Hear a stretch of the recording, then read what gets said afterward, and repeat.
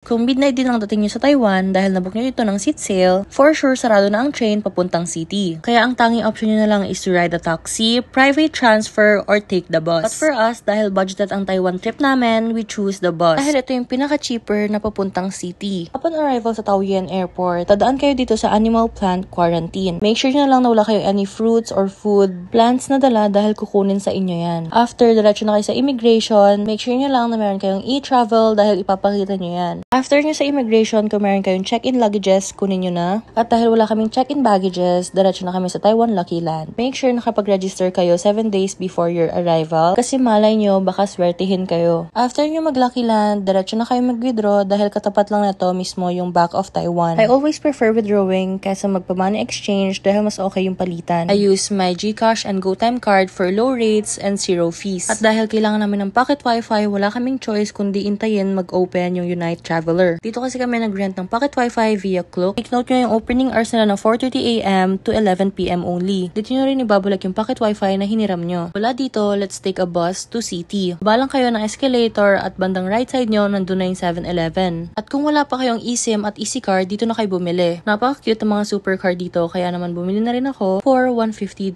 Dito sa bus station, makikita nyo yung mga schedules at pwede na rin kayo mag-load ng EasyCard. Pagkatapos nyo mag-load ng card, hanapin nyo lang yung platform 5. Take the bus 1819 going to Kuo Kwang. We paid $140 each. The travel time from here is around 1 hour. Don't forget to tap in and tap out every time nagagamit kayo ng public transport dito sa Taiwan. Kung lobat na kayo, pwede kayo mag-charge dito sa bus. From Taipei Main Station, pwede na kayo mag-taxi papuntang hotel nyo. But for us, mag-MRT kami papuntang Ximending. Nang makarating kami dito sa Taipei Main Station, bumaba lang kami ng escalator to MRT. Hinanap lang namin yung Banan Line papuntang Dimpu. From Taipei Main Station, one stop lang to Ximending. Nag-exit kami via exit 1, the Red House. Pagka-exit, nandito na kami mismo sa Ximending area. Kung nga pala kami sa Hotel Puri, mag-stay for 5 days. I can follow for a room tour.